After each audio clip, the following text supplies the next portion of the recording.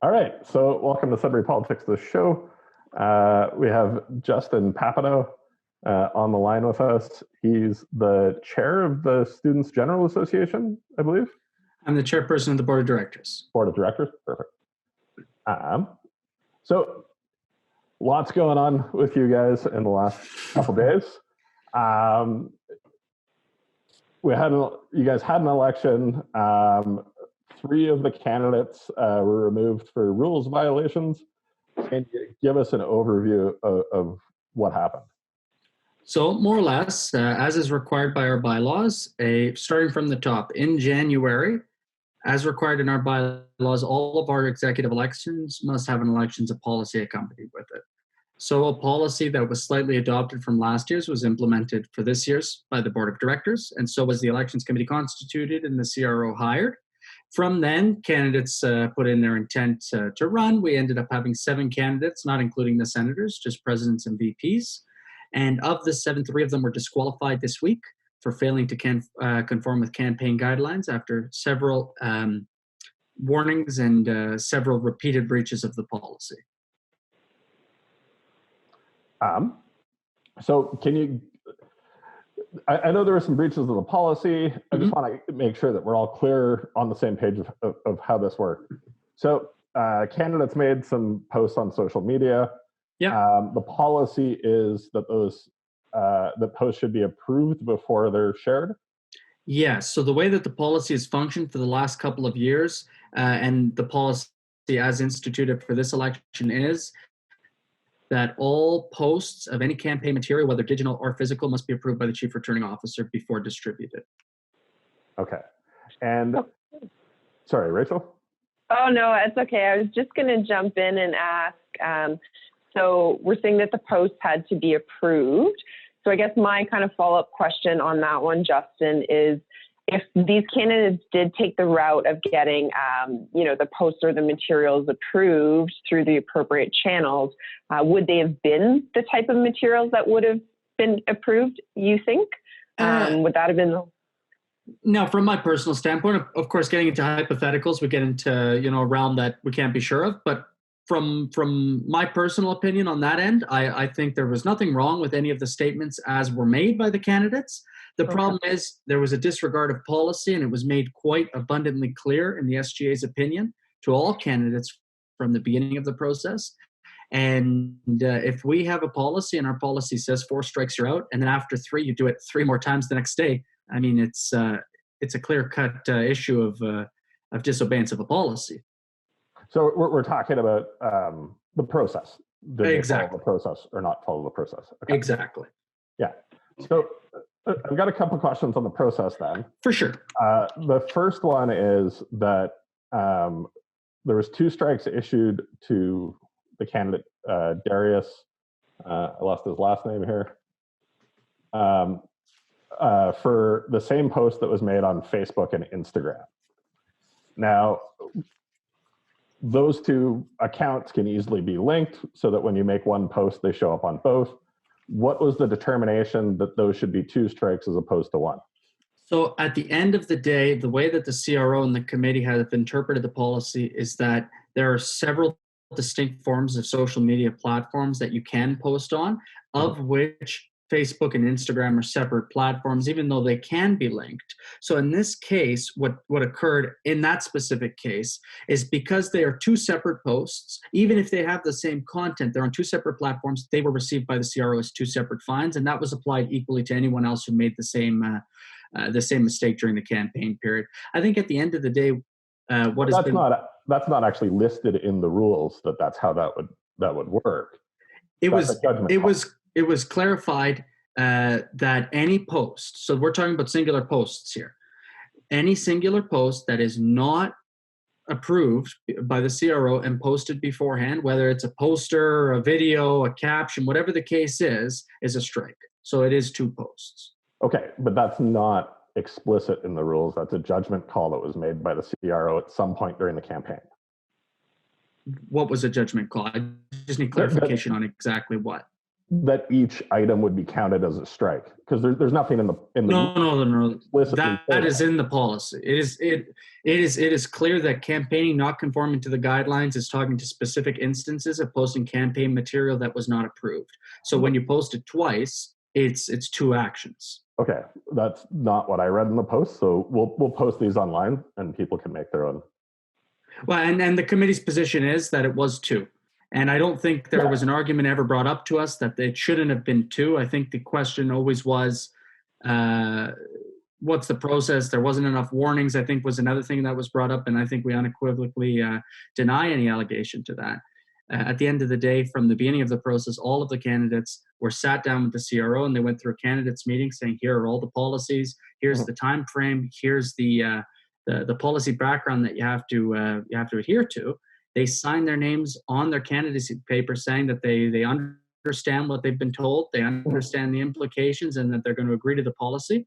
And then every single time a fine was given, they were told exactly which policy they were breaking and how to correct that behavior. But a ruling had to be made, so there had to be a judgment on it. Well, of course, and at the end of the day, when the committee was consulted, if there is some ambiguity, it is up to the committee's discretion and the CROs, as per the policy, to make sure there's an equal judgment. And I mean, if not, we would sit in lieu for any little decision that's not covered. Yeah. So then on the same piece as that, 3 of the strikes came after the candidate emailed the CRO and said, is it okay if I post things, and then listed a bunch of examples? The reply was approved. I think it's reasonable for somebody to assume that if they give a bunch of examples and they say the word like, can I do things like this?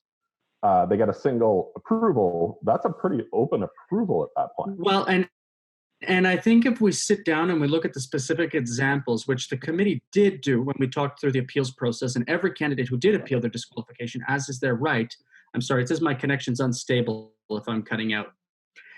Every candidate had the right to appeal, and in doing so, all of these individual cases were reviewed by the committee. And at the end of the day, what the committee found was that in all cases there was a distinct breach of the rules, and it was made clear by the CRO that this is the rule, don't break the rule, and then it was broken again. Okay, but in this case, the person had actually gone email. So this blanket approval case. Approval. Yeah. So now if I don't have the specific example on hand, but that specific example, the committee did deliberate on that. And of course, I can't speak to the private conversations of an in-camera session of our committee, but it was taken into account. And what was approved from a blanket approval standpoint was not congruent with what was posted. It was not like, first of all. And second of all, there were 6 fines levied against Mr. Garneau, and only 4 required for disqualification. So, but if there was 3 that were part of that blanket approval, that would put him under. There was only 2 from the beginning. There were only 2 from the beginning that Mr. Garneau had ever told the committee that were part of this blanket approval, and the committee reviewed them as well and upheld the disqualification. I'm just going to jump in for a sec, Jeff, if that's okay. And I wanted to just ask Justin, perhaps you could give a bit more context as to who actually sits on that committee, just so everyone's aware. Yeah, of course. So as per our constitution and bylaws, I believe it's page 21 under the elections header, we have the composition of the committee is directly in our bylaws. It is the chair of the committee shall be non-voting, shall be the CRO as elected by board, and our CRO is an impartial employee of board who was hired for the express purpose of running the election, of somebody who's far from the inner workings of the SGA or far from any sort of impropriety. And our CRO also did the executive elections last year and had that experience under their belt. Further, there's 2 members of the board of directors chosen by the board of directors who were on the committee. Myself and our off-campus representative were selected. And the last member of the committee, that being the 3rd voting member, is the chief operating officer of the SGA, who is also on the committee. So that's 3 voting members and a non-voting chair as per our bylaws. Okay. Thank you. So I guess I read the rules a few times. I compared them to rules from other universities. It seems like this need to get approval on advertising is pretty common across universities. What's the reasoning behind that? So the whole thing, when we talk about a student election, it's a little different. And I've been involved in municipal, federal, and provincial elections, as I'm sure everybody on the show knows. The biggest difference here is that we've got a defined membership and we have a defined process. And the last thing we need in an election that is so condensed and that is filled with, the kind of vigor that a student election is someone making a comment that, first of all, promotes hate, promotes bigotry, promotes violence. That's not something that we stand for. And I think the idea has been that we have had many candidates throughout this province and throughout all university institution elections who have used university elections as a way of promoting hate and discrimination and libel, defamation, like going to all these steps to make sure that their opinion is heard. And I'm okay with your opinion being heard as long as it's not hate speech. Now, the other difficulty is the policy. I agree there are some elements of the policy that are not perfect. But at the end of the day, when the board adopts a policy and the policy is given to the committee, we can't turn around and say, I don't like this clause, so we're not going to apply it. It has to be equal justice for everyone. You run with what you want, but I'm curious about the policy in general. I looked at the turnout numbers for the race. I think you're about 19%. That seems like an extremely low turnout. So I'm wondering if this is impeding the discussion to the point where you're not getting enough people involved. I would disagree with the premise. At the end of the day, when you look at other student elections, I think you'll be hard pressed to find engagement numbers that are equivalent to other political races. And but that's what I'm saying. This is across the board at all the universities, and the engagement at all the universities is extremely low. And I think that's the nature of student politics rather than the rules in general. And then the other question says, do we allow hate speech in, for more votes? Balance. You know what I mean? And I'm sure there is a better balance that can be struck. I'm not saying the policy is perfect. No policy is perfect. Yeah. But at the end of the day, it's what we have to work with. Mm-hmm. I have a few questions that I kind of wanted to ask in regards to the role of the CRO and more the service, standards of that aspect. So I know some of the candidates had said that, I think it was the day before, the day of the election, I can't remember, they're trying to get a hold of the CRO. That didn't happen. So they were waiting a long time to get approvals to release their campaign materials. So my question is, is there a service standard in place? If there is, are there any consequences if the CRO does not follow these standards or guidelines? Of course. So now in the policy, it is included that the elections committee role is to hear appeals of candidates regarding their own actions or the actions of the CRO on them, including fines, disqualifications, or whatever the case is. But there is also a provision, if you read it closely, regarding the actions of the CRO. So if the CRO was acting not in congruence with the policy, the elections committee could discipline the CRO on behalf of the board of directors.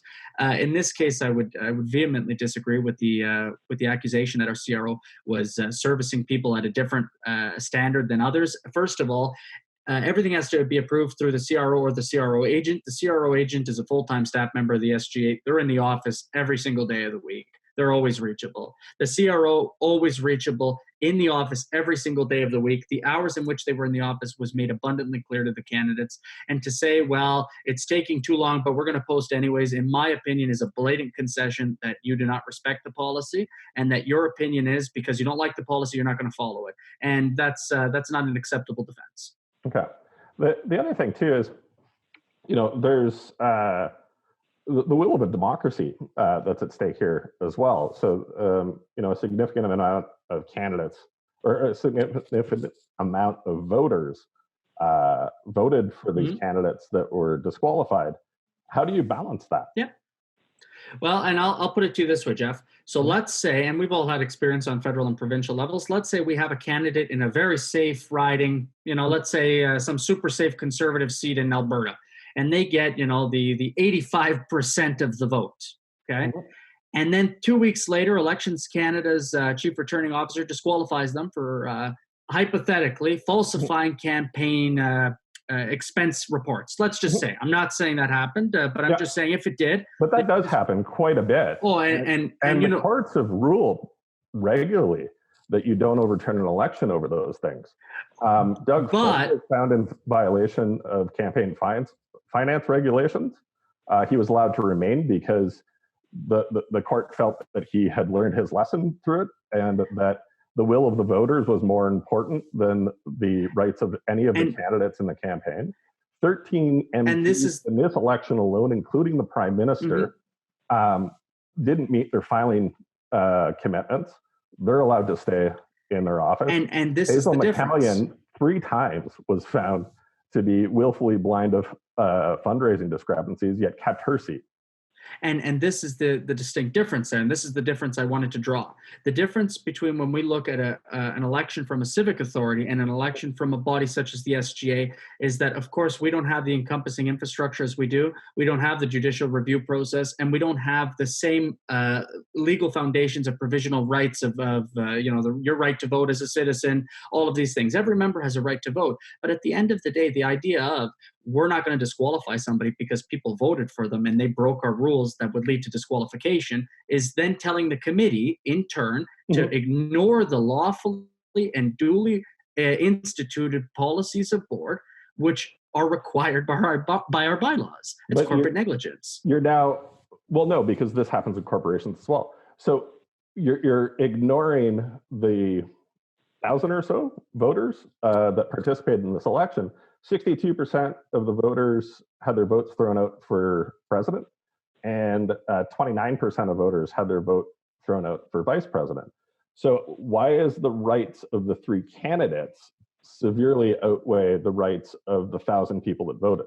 It's not the rights of the individual candidates. What this is about is the rights of the total membership and the total policy process. Because what we have here isn't about how many votes were thrown away. It's about the standard of the process. Clearly it is, though, because the process kicked the candidates out before the voters had a chance.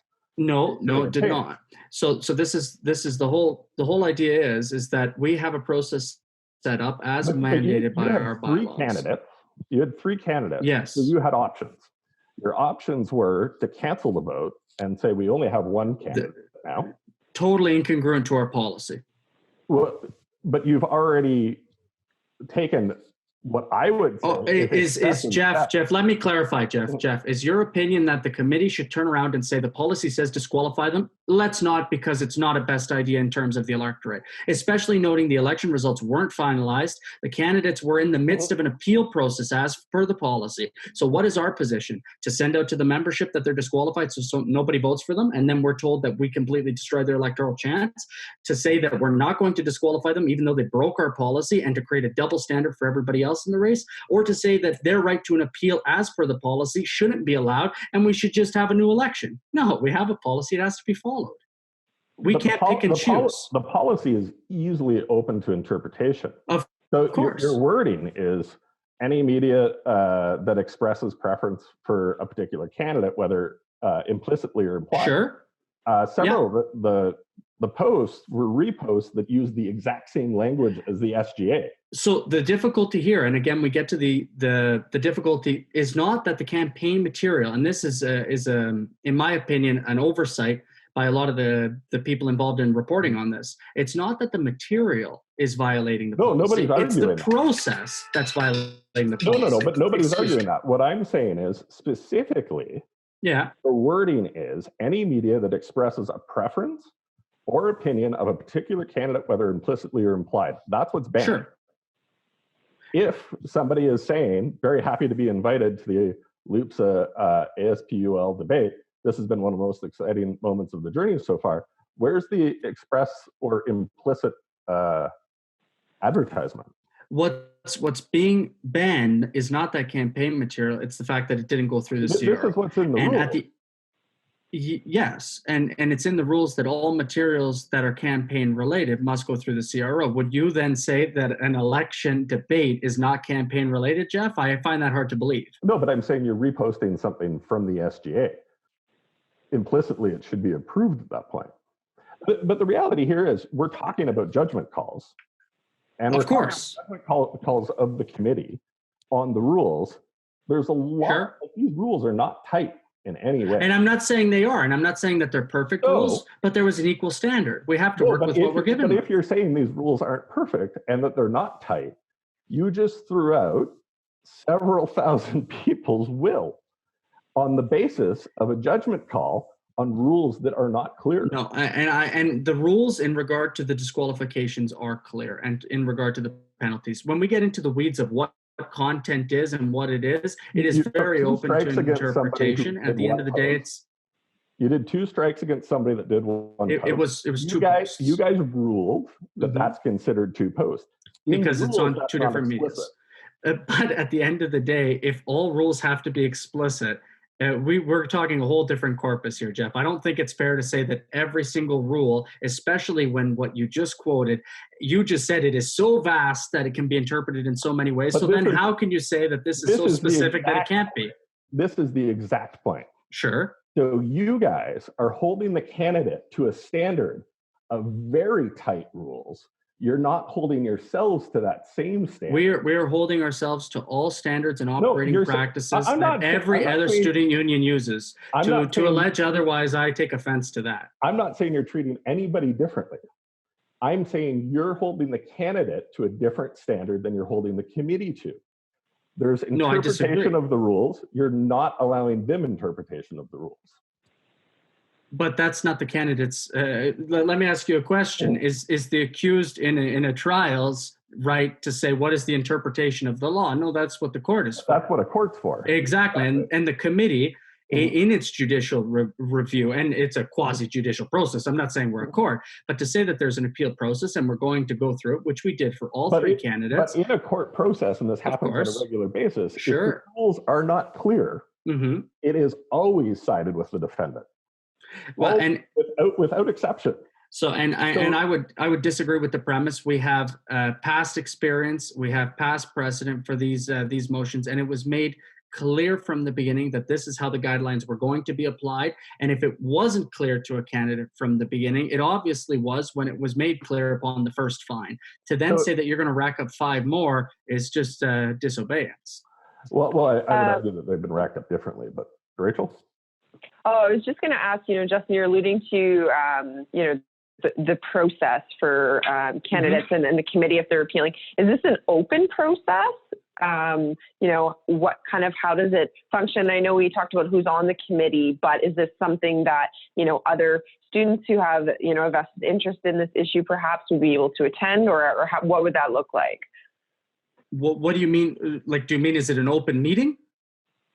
Yeah. Is it an open meeting? Is there, a forum where they would be able to kind of know what's going on at the time, or is it?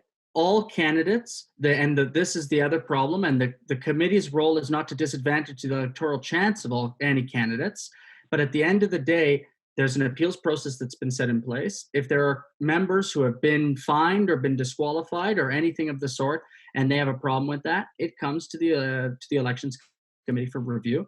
There was a process that was instituted for the exact running of each of these meetings where evidence was presented. There was opening statements and closing statements, and it was the same process for every candidate. It was open to the candidates. Multiple of the candidates recorded the whole proceedings, which the committee had no problem whatsoever with. And then the committee made their deliberations in camera as required by the policy. Okay. At the end of the day, the idea that we should have made it aware, and I've heard this many times today, the idea that so many votes were cast for people who ended up being disqualified and we should have made the student body aware. The opposite edge of that coin is to say we have a dutifully enacted policy with an appeal process in it. So is the right of a candidate to appeal then going to be trampled on by the fact that a preemptive statement regarding their disqualification is going to kill their electoral chance? But it's not like you wiped out one candidate. You wiped out the majority of the candidates for president. And we didn't wipe out any candidates. It's the candidates in racking up their fines wiped themselves out. It was the committee's judgment call. To uphold the disqualification. Yeah, but the committee made an interpretation of the rules to take out 2 of the 3 candidates. Of course. Sure. But Jeff, would you then say that if the committee agrees that the rules have been broken and as per the policy, it warrants a disqualification, but because 2 of the 3 are going to be disqualified, we'll give them a pass? Well, that's not equal interpretation of the rules. Well, no, I would say that you take a look at the rules and you say, given that all of these are judgment calls, do we make the judgment call to disqualify a candidate from an election that had the vast majority of the votes? Again, you also have to realize that the process, the appeals process, judgment. You're not. These are not hard and fast black and white rules. Of course, and I'm not saying they are. But the other thing is we're all making the assumption that the elections committee sitting down knew what the results were before the results had been tallied. I had no idea what the results were until the rest of the students found out. And of course, and it doesn't matter because the rules should be applied to everyone equally. And the rules were made clear to all of the candidates. The candidates broke the ruls to an extent in which the policy said it would result in disqualification. But now, the committee's job is to interpret the policy. You had and the CRO and the elections committee has clarified throughout the whole process what the rules are and the interpretations of the rules. There was a warning letter sent out before any candidates were disqualified, urging the candidates to know that this is what this clause means exactly, let alone the rest of the additional arguments. In the end, what I want to say is we have a process. There are rules to be followed, and it's not fair to the student body, to the legal obligations of the corporation or anybody else to say that we're going to have one set of rules for somebody and another set of rules for somebody else. There has to be equal enforcement of the rules for everyone. I don't think anyone's made that argument at this point. The arguments are, the stringency of the rules versus, or the stringency of the application of the rules versus the clarity of the rules as written. Well, and at the end of the day, I'm not going to argue the merits of a policy that our committee didn't institute. It's the board that instituted it. And the board, if they wanted, as per Robert's rules, can amend a decision of a subordinate body under rescind and amend something previously adopted. They decided not to, and they decided to ratify the recommendation as presented in the report. And from a governance perspective, we've done our due diligence and we've maintained our constitutional obligations. And we've sought legal advice and parliamentary advice totally along the way to ensure we have been well informed and that all of our decisions have the proper legal and parliamentary backgrounds. And further than that, I don't know what people expect the student union to do. Mm-hmm. All right, I'm going to have to kind of jump in, guys, and close this off.